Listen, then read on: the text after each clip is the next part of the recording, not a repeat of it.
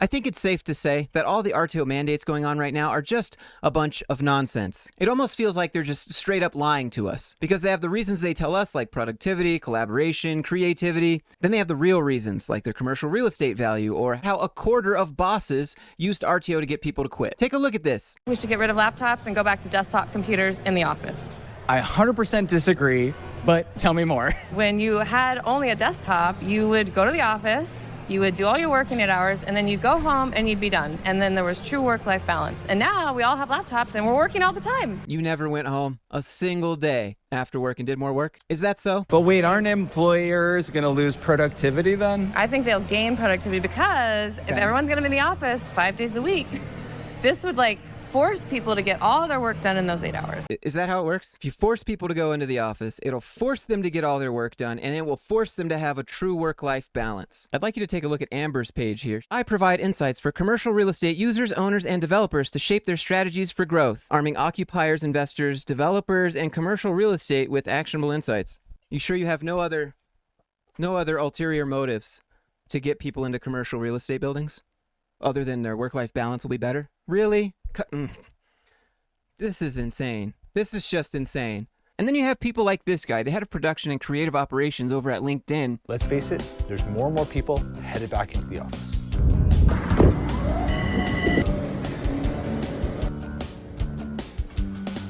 Today was LinkedIn's first 3-day-a-week return to office, and while that may stir up some feelings, let's actually make the positive of the situation because it's something you can't control. Imagine having a backbone, guy. Just put a smile on because you can't control it. Corporate does, remember? Employee B025, get back in line. Oh, and by the way, this video is sponsored by myself, so if you're tired of dealing with companies like this and you're looking for something new, then check out my links in the description. We've got personalized resume reviews. I'll even make you a resume from scratch. And if there's something more you're interested in, like content creation, business, AI, then there's always the open consultation call. First, there's a lot of value in actually talking to people face to face.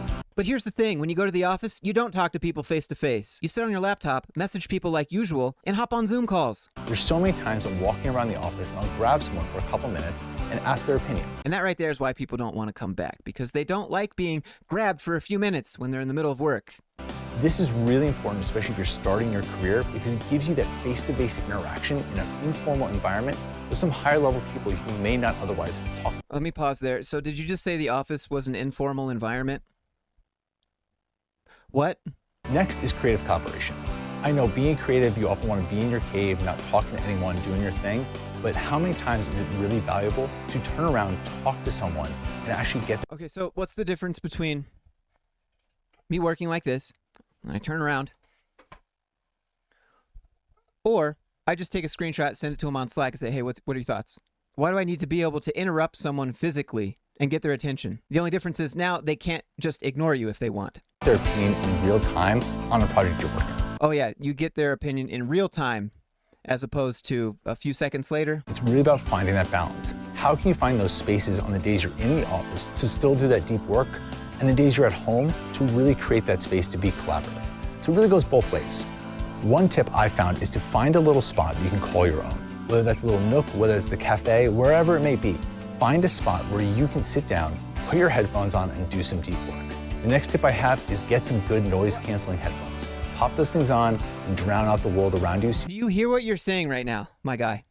You want people to commute all the way to the office so that they can put noise-canceling headphones on, sit in a corner, and do deep work. Where's the benefits in that? So they have a couple meetings that they have to show up to, where other remote people join via Zoom, but not you. You had to show up just so that you could show up to that meeting. It makes no sense. You can actually concentrate on what you're getting done.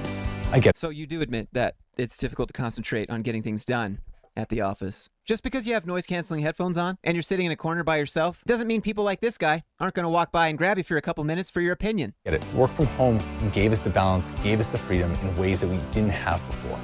But I really think if you look... So now they just took away all those freedoms, and you're okay with that. After working remote for 4.5 years, you just turn right around and say, okay, boss, I don't control things here.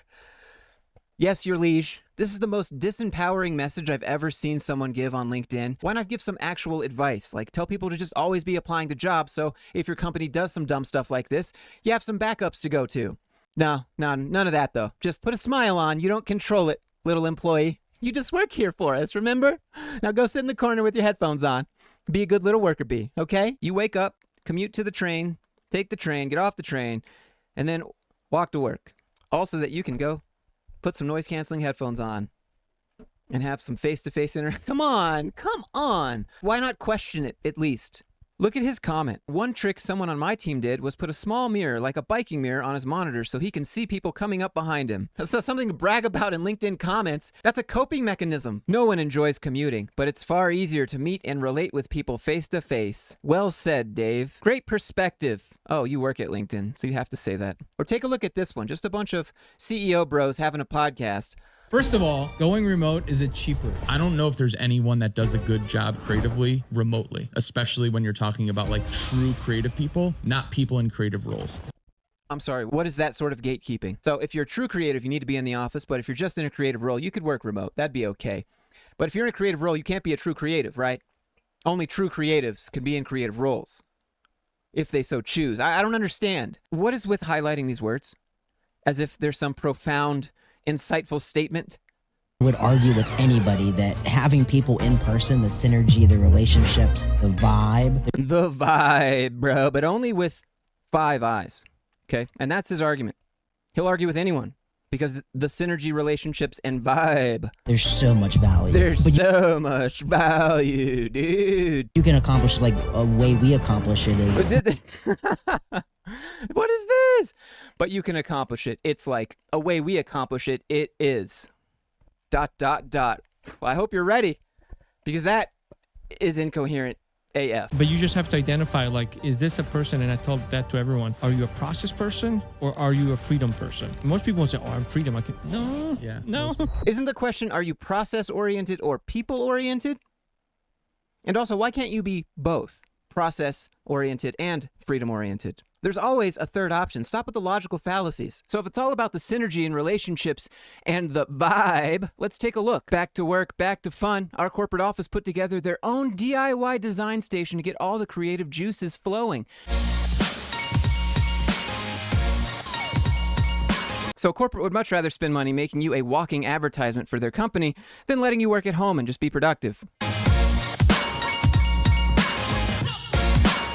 We are better together. Welcome home, Nomi. Blech.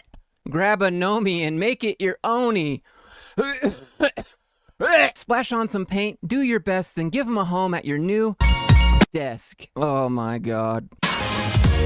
Cool. You get to do some finger painting. We really are 3 years old again.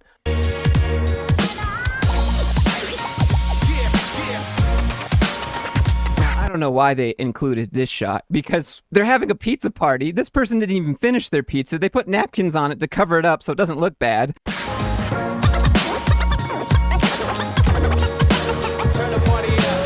Home is where the homies are, and that's not at the office. So go ahead and take this sign down. It's not about creativity and collaboration. It's because you don't trust them, because you don't see them, and you want to get rid of people without having to pay severance or unemployment. What kind of reasons did your boss give you for RTO? Let me know down in the comments below. And if you enjoyed this video, do me a favor, click that like button, click subscribe to see me call out way more of this, especially more of this, and just direct BS. And if you have anything you'd like me to showcase on the channel, then you can email, Discord, Instagram, however you want to do it. The links for all of that are down in the description. Having said all that, I hope everyone's doing well, and I'll see you in the next one.